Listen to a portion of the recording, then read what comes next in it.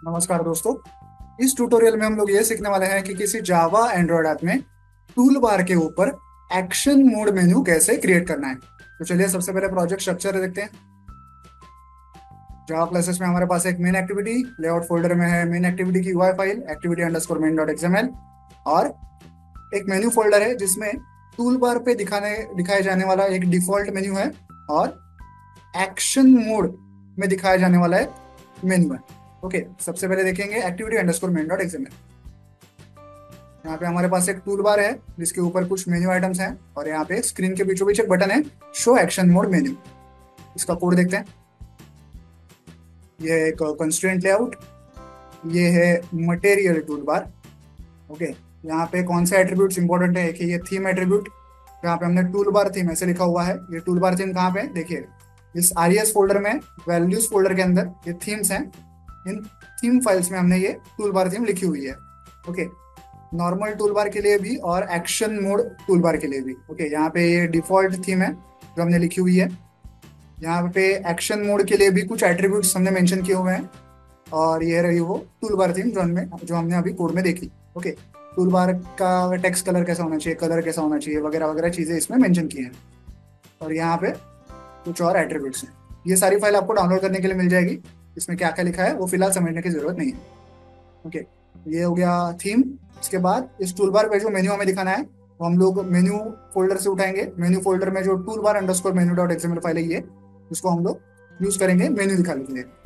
इसके बाद tool bar के ऊपर ये टाइटल दिखाएंगे टूल बार नाम का और उसके नीचे स्क्रीन के बीचों बीच ये बटन है show action mode menu. Okay, ये हो गया activity underscore main dot XML. अब देखते हैं टूल बार का डिफॉल्ट मेन्यू। टूल बार के ऊपर जो मेन्यू दिखाने वाले हैं उसके लिए सबसे पहले हम लोग एक मेन्यू टैग क्रिएट करेंगे। उसके अंदर दो आइटम्स दिखाएंगे। एक आइटम है ये वाला जिसमें हम लोग ऐसे टाइटल दिखाएंगे 1।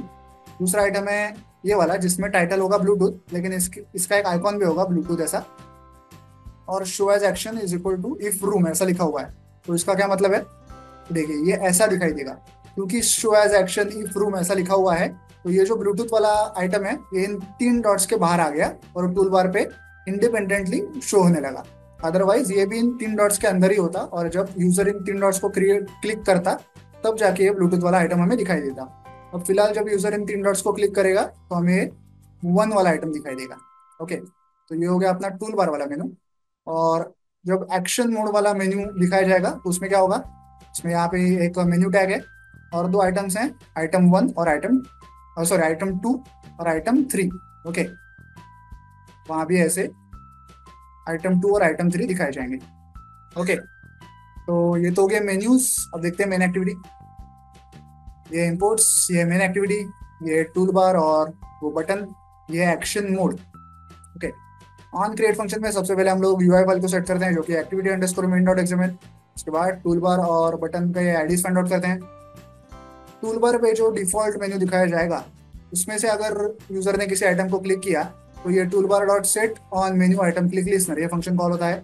अगर यूजर ने 1 वाले आइटम को क्लिक किया है तो हम लोग एक टोस्ट दिखाते हैं जिसमें लिखा होगा 1 क्लिक। अगर ब्लूटूथ वाले आइटम को क्लिक करेगा यूजर तो ये टोस्ट दिखाते हैं, उसमें लिखा होगा ब्लूटूथ क्लिक। अब अगर यूजर ने उस बटन को क्लिक किया शो एक्शन मोड वाले, क्लिक नहीं किया, लॉन्ग क्लिक किया, ओके लॉन्ग क्लिक, तो ये button show action mode menu dot set on long click listener ये फंक्शन कॉल होता है। यहाँ पे हम लोग एक्शन मोड का एक कॉल बैक सेट करते हैं। ओके, एक्शन मोड का एक कॉल बैक सेट करते हैं। यहाँ पे ये कॉल बैक लिखा हुआ है action mode dot call back.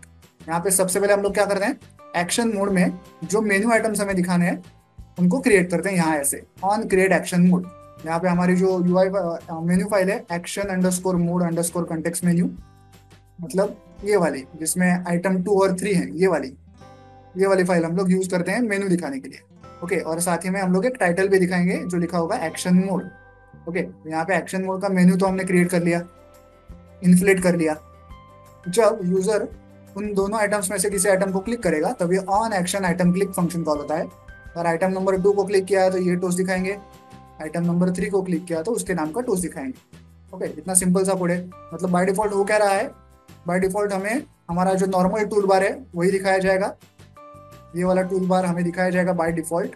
जब यूजर इस बटन को लॉन्ग प्रेस करेगा तो ये टूल बार जाके इसके बिहाफ पे इसके ऊपर तो एक्शन मोड वाला टूल बार आ जाएगा जिसमें आइटम 2 और 3 हमें दिखेंगे। ओके, टूल बार के ऊपर नया टूल बार आ जाएगा। ओके, उसको कहते हैं एक्शन मोड टूल बार। तो चलिए अब इस ऐप को मोबाइल डिवाइस पर रन करके चेक करते हैं। तो जैसा कि आप लोग देख सकते हैं, ऐप जो है मोबाइल डिवाइस पर रन हो चुका है। हमारे सामने एक टूल बार है स्क्रीन के ऊपर। अब मैं इसमें से किसी आइटम को क्लिक करूंगा तो देखिए ब्लूटूथ को क्लिक कर रहा हूँ तो ब्लूटूथ क्लिक आ गया।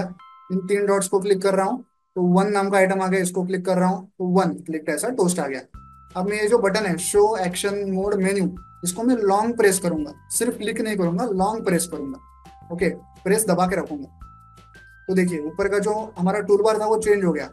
पुराना टूल बार जाके उसके ऊपर ये एक्शन मोड वाला टूल बार आ गया जिसमें एक बैक एरो है, टाइटल लिखा हुआ है एक्शन मोड, और हमारे जो आइटम्स थे 2 और 3 वो दिखाई दे रहे हैं। अब मैं 2 को अगर क्लिक करूं तो ये टूल बार गया, टोस्ट आया, और पुराना वाला टूल बार हमारे सामने वापस आ गया। फिर से मैं इस बटन को लॉन्ग प्रेस कर रहा हूँ, देखिए एक्शन मोड वाला आ गया। 3 को क्लिक कर रहा हूँ तो गया, वापस पुराना टूल बार आ गया। अब उस बैक एरो को क्लिक करते हैं, देखते क्या होता है। बैक एरो को क्लिक कर रहा हूँ तो भी वो वाला टूल बार गया और पुराना वाला वापस आ गया। तो इस प्रकार से आप किसी जावा एंड्रॉइड ऐप में action mode tool bar create कर सकते हैं। वीडियो में दिखाए गए इस कोड को डाउनलोड करने के लिंक मैंने वीडियो के नीचे डिस्क्रिप्शन बॉक्स में दे दिया, आप चाहें तो वहां से कोड डाउनलोड कर सकते हैं। वीडियो को एंड तक देखने के लिए धन्यवाद, थैंक यू।